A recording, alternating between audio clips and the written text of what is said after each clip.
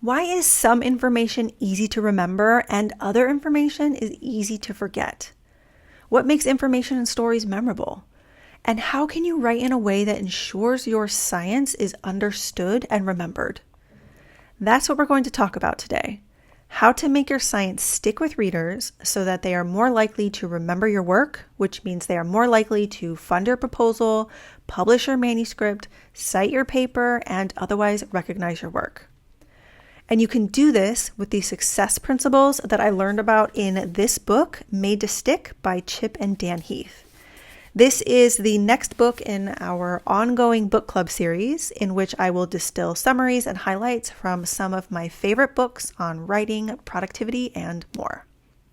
And if we haven't met, hello, my name is Crystal. I'm a trained biomedical scientist turned clinical researcher and now scientific and medical editor. Since 2011, I've helped hundreds of researchers publish manuscripts and secure federal and foundation funding. And I've trained thousands of researchers and other professional writers all over the world to equip them with the principles, resources, and systems that they need to write well. So, what is sticky? What does it mean to make something stick? So in the book, the Heath brothers define stick. They state, by stick, we mean that your ideas are understood and remembered and have a lasting impact. They change your audience's opinions or behavior. So it's not just about being remembered, but it's actually about influencing how readers think, act, and feel. And so in research, this means that a sticky story will influence readers to award your grant, accept your manuscript, or cite your publication. So in this book, the Heath brothers share 6 success principles that make any story sticky. And today I'm going to share how these principles apply to scientific and medical writing.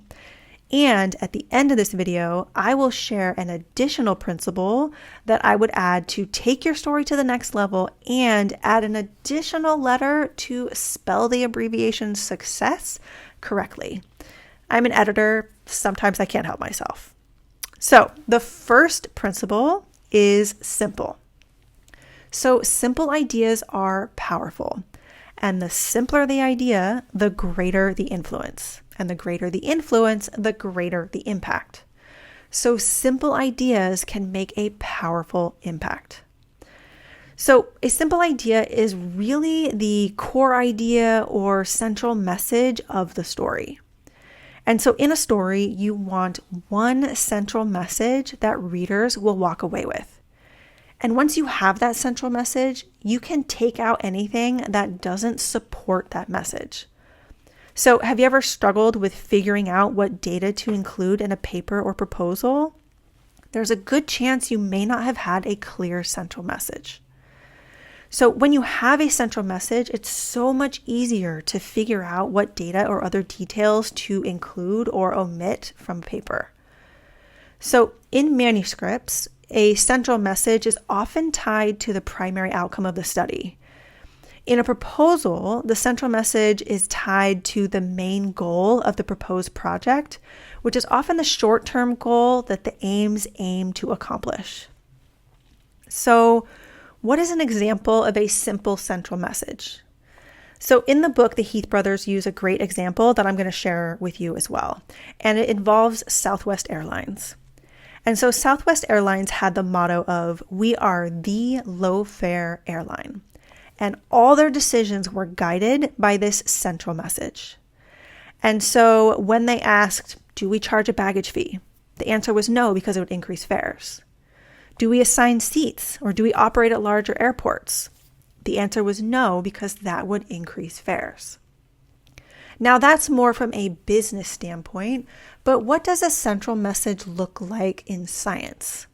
Let's consider my publication as a graduate student. So I studied how the protein P120 regulates barrier function in endothelial cells. I won't go into details about the paper, but I'll add a link to the description in case you happen to be curious. So the central message of that paper was that the N-terminus of P120 was not needed to regulate barrier function in endothelial cells. So once I had this central message, I could then take it to determine what stayed in the paper. So I could look at every piece of data and ask, do these data support the central message? For example, if I had done an experiment that looked at the C terminus, that data would not support the central message about the N terminus, so I would leave it out. Now, it might still be an important finding, so I could save it for something else, another paper, a presentation, or even a micropublication. Once I look at the data, I can also look at the text, and I can remove any details that go on a tangent. For example, did I discuss how P120 traffics to the nucleus? Although that trafficking is true, and even an important part of P120's function, it does not support the central message.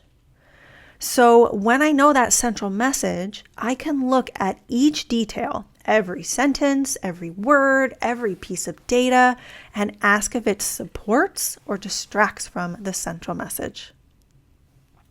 The next sticky principle is unexpected. Now, this can be tricky because science is often driven by questions that researchers anticipate the answers to with a hypothesis. So the findings may not really be unexpected for researchers, but the key is to highlight what readers do not expect. And how do you do that? You want to frame a knowledge gap. You want to describe what is known and frame what is not known. Because you see, readers may not know the same things that you know. They may not know about the same knowledge gap. And so that gap will be unexpected to them. And because they won't expect it, they will become curious and their interest will be piqued. And that is an important tactic in persuasion.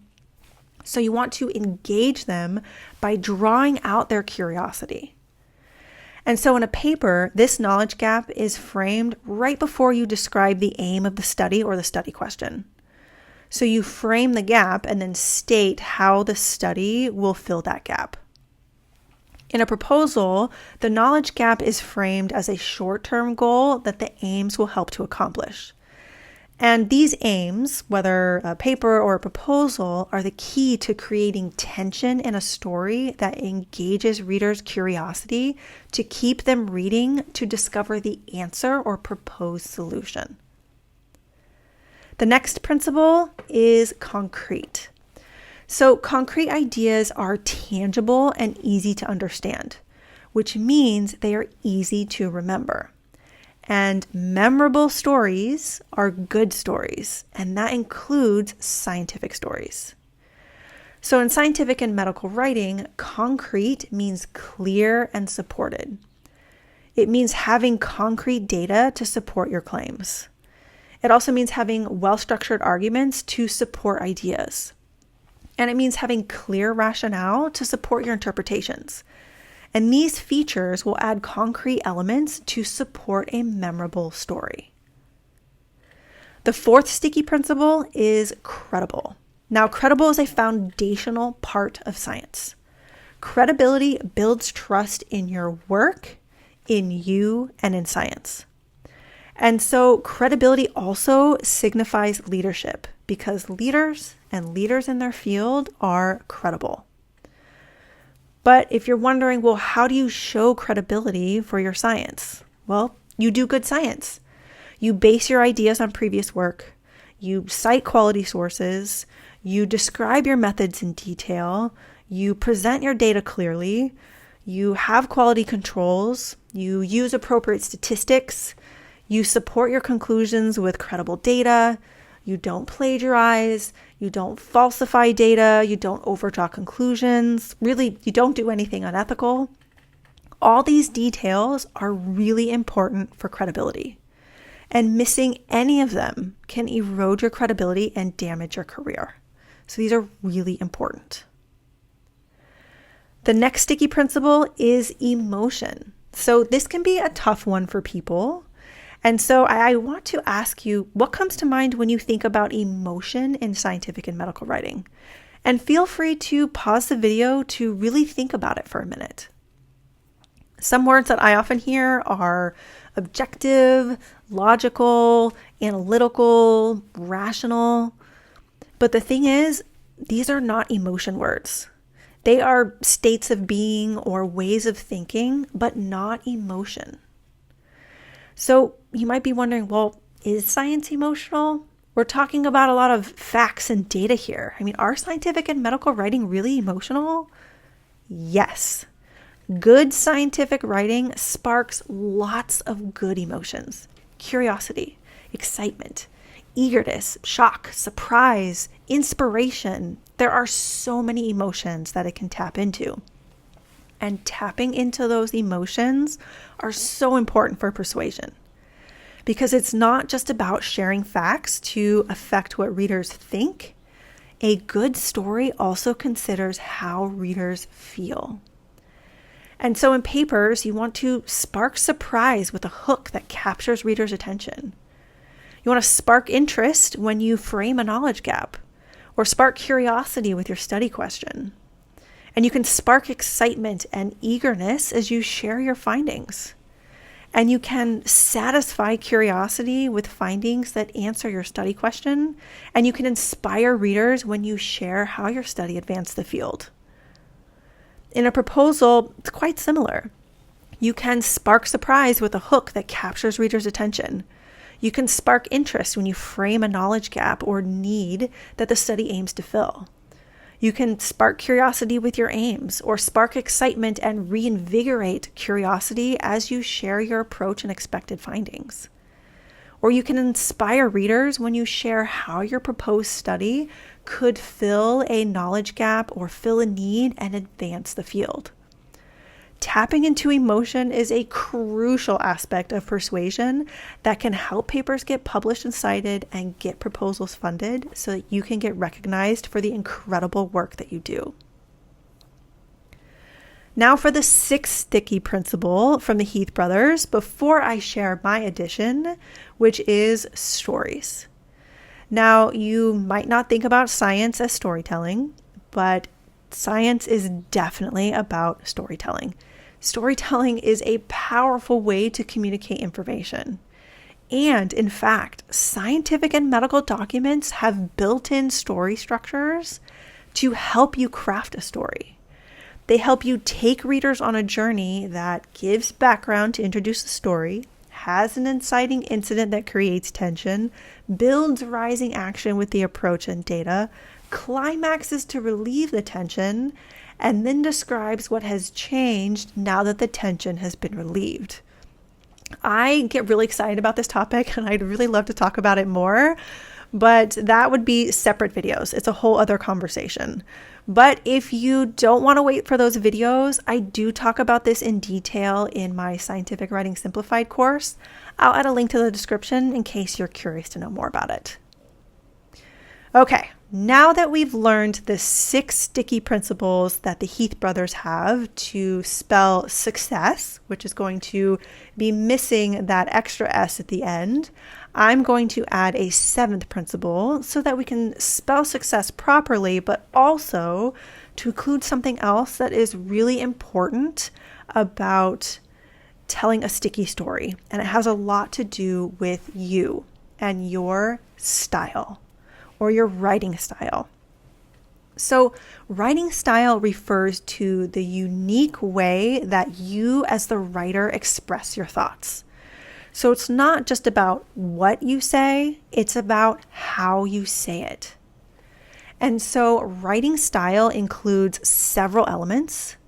For example, it includes diction, which is the choice of words, such as formal or informal words.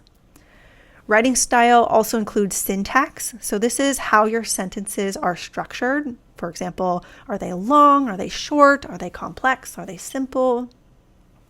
Writing style also includes tone, which is how an attitude is conveyed. So is it serious? Is it humorous? Is it warm? Is it inviting? All these different things can affect the tone.